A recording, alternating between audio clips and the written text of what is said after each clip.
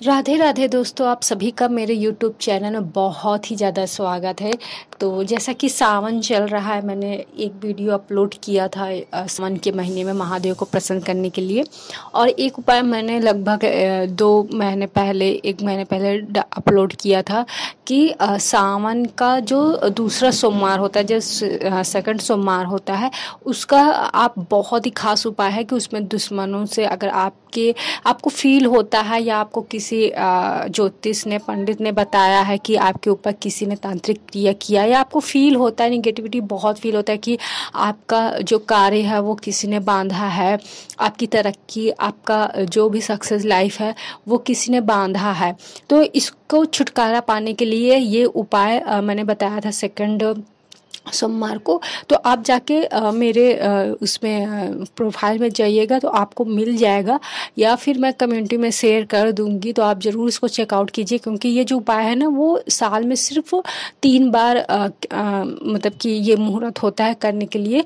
तो आने वाले सोमवार का आप ये कर सकते हो, क्योंकि पहला सोमवार तो आज है, दूसरा सोमवार में आप इसको कर सकते हो। बहुत ही आपको फ़ायदा होगा। तो आप इसको उपाय कर लोगे तो आपको बहुत ही रिलैक्स फील होगा, एंड आपको खुद पॉजिटिविटी फील होगा कि आपके ऊपर कुछ भी निगेटिविटी नहीं है। जिसने भी तंत्र क्रिया बांधा है वो सब खत्म हो गया, क्योंकि महादेव के आगे सब कुछ खत्म होता है। जितनी भी बाधाएं होती है सब खत्म होती है। तो आज का चलिए हम लोग उपाय मतलब आपको बहुत ही अच्छा सा उपाय मैं बता रही हूँ। तो देखिए, जैसा कि श्रावण मास चल रहा है, सावन का महीना चल रहा है, महादेव का महीना चल रहा है, तो उनको प्रसन्न करने के लिए हम लोग बहुत चीज़ें करते हैं कि वो प्रसन्न हों। और इस महीने में क्योंकि नारायण जी निद्रा अवस्था में रहते हैं, तो महादेव एक पैर से खड़े होते हैं पूरे सृष्टि के संचालन के लिए। तो उनको इसीलिए हम लोग बहुत ही अच्छे से पूजा अर्चना करते हैं कि ये उनका मतलब कि बहुत ही एक पॉजिटिव उनका सराउंड रहता है। बहुत एनर्जिक होते हैं महादेव, तो वो एनर्जिक हमें दे, मतलब उसमें का कुछ पावर हमें दे, हमें एक एनर्जिक दें कि हम लोग बहुत ही ज़्यादा उत्साहित हों, बहुत एनर्जेटिक रहें, पॉजिटिव रहें। तो इसलिए हम लोग महादेव की पूजा सावन में इसलिए भी करते हैं। तो आपको क्या करना है कि आपके घर में चाहे अगर आप ऐसी जगह रहते हैं जहाँ पे मिट्टी नहीं है, मीन्स पूरा आपका पैक है घर, कहीं भी कच्ची मिट्टी नहीं है, कि पेड़ पौधे आपने लगाए हो, आपने गमले में लगाए तो भी चल सकता है। अगर आपके घर में छोटा सा आंगन है या छोटा सा पीछा बगीचा है, आगे बगीचे हैं जहाँ आपने पेड़ पौधे लगाए हैं तो भी चल सकता है। या फिर अगर आपने कोई भी पेड़ पौधा नहीं लगाया लेकिन मिट्टी की जगह है, माटी है, आप उसमें लगा सकते हैं पेड़ पौधा। तो सावन में कोई भी पौधा लाइए जो शंकर जी को प्रिय हो, जैसा कि बेल का हो, सफ़ेद फूल का हो, मदार का हो, अशोक का पेड़ हो, तो कोई भी सदाबहार का पेड़ हो, मतलब कोई भी ऐसा पेड़ ले आइए जो महादेव को पसंद हो। धतूरा का पेड़ ले आइए, वो लगाइए। और या तो फिर आपके घर में पहले ही लगा हो कोई ऐसा पेड़ जो महादेव का जिसका फूल पसंद हो, जैसे सफ़ेद फूल का, ये सब पसंद हो, तो उसके नीचे आपको पार्थिव शिवलिंग की निर्माण करना है। तो ये हर सोमवार को आप कर सकते हैं जब तक सावन चल रहा है। तो पार्थिव शिवलिंग को आपको क्या करना है कि जैसे वहीं उसी जैसे गमला आपका है, मैं एग्जाम्पल बता रही हूँ कि गमला है या फिर कच्ची ज़मीन है, तो वहाँ पे कोई भी पौधा आपने लगाया है या फिर पहले से लगा हुआ है, तो वहीं पर मिट्टी खोद के आपको क्या करना है सोमवार के दिन, ये आप हर सोमवार उपाय कर सकते हैं। अगर वक्त की थोड़ा सा दिक्कत होता है, आपको आपका शेड्यूल ऐसा हो, तो आप एक सोमवार को भी कर सकते हैं। आप या तो हर सोमवार को कीजिए या फिर आप हर रोज़ कीजिए, जैसा भी आपको वक्त मिले, आपको जैसा भी अच्छा लगे। तो आपको वहाँ की मिट्टी जैसे उसी पेड़ के पास मिट्टी खोद के आपको उसी मिट्टी से एक शिवलिंग बनाना है। गंगा जल थोड़ा सा डाल के, जैसे गंगा जल मिट्टी आपने खोदा, थोड़ा सा गंगा जल से आपको उसको शुद्ध किया या गीला किया, जितना भी पर्याप्त मात्रा में आपके पास गंगा जल हो, या तो पूरा गंगा जल से ही उसको मिट्टी को शिवलिंग का आकार दे दीजिए, या फिर थोड़ा सा डाल के उसको शुद्ध करके बाकी शुद्ध जल से आप उसको शिवलिंग का आकार दे दीजिए।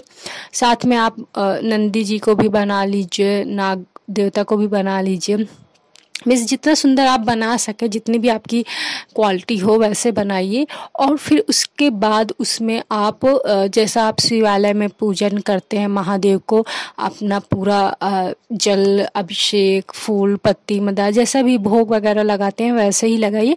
लेकिन हाँ, जैसे वो मिट्टी तो उसमें आपने जल चढ़ाओगे आप ऊपर से, तो वो मिट्टी तो पूरा मतलब बेकार हो जाती है, मतलब पूरे ढह जाएगी वो।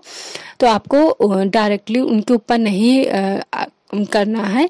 या तो फिर अगर उसके ऊपर इतना मतलब साइड में इतना हैवी पेड़ हो कि आप उसके जल के ऊपर मतलब पेड़ के ऊपर जल डालें, हल्का हल्का बूंद गिरे, या तो वैसे कीजिए, जल डालिए। या तो फिर उसके शिवलिंग में पूरा बेल पत्ती से या फिर कोई भी पत्ती से, जैसे अशोक की पत्ती हुई, सफ़ेद फूल की पत्ती हुई, सदाबहार की पत्ती हुई, कनेल की पत्ती हुई, उसको पूरा अच्छे तरीके से कवर करके तब उसके ऊपर जल चढ़ाइए।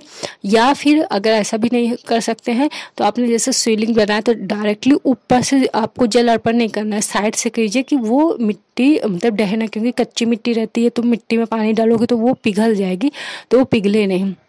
आपको साइड में इस तरीके से करके आप अभिषेक कीजिए। तो पता है सबसे आप अपने घर में किसी बुजुर्ग से या फिर किसी विद्वान से ये पूछेंगे कि सबसे अच्छा शिवलिंग मतलब शिव जी की पूजा किस रूप में सबसे अच्छा होता है। तो एक मूर्ति, शिव मूर्ति से अच्छा पूजा तो शिवलिंग होती है, लेकिन शिव लिंग से भी अच्छा पूजा मतलब उसको अच्छा आपको फल मतलब जल्दी फल होता है पार्थिव शिवलिंग का। तो पार्थिव शिवलिंग इसी को कहते हैं कि आपने मिट्टी से अपने हाथों से बना हुआ शिवलिंग। तो आपने इसको पूजा किया, जैसे भी आपने विधान से जैसे भी पूजा करते हैं आप अपनी श्रद्धा से वैसे कीजिए। और फिर उसके बाद जब पूजा आपका संपन्न हो, आचमन दे दिया आपने, फिर उसके बाद क्या कीजिए, उस जो शिवलिंग आपने बनाया उसको हल्का सा अंगूठे से आपको खिसका देना है। मिस इसका एक होता है कि आपने प्रभावित कर दिया, जैसे कि हम लोग गंगा स्नान करने के बाद वही उसी गंगा जी की मिट्टी को लेकर हम लोग पार्थिव शिवलिंग का निर्माण करते हैं, फिर उसमें अभिषेक करके फिर हम लोग गंगा जल में उसको प्रभावित कर देते हैं।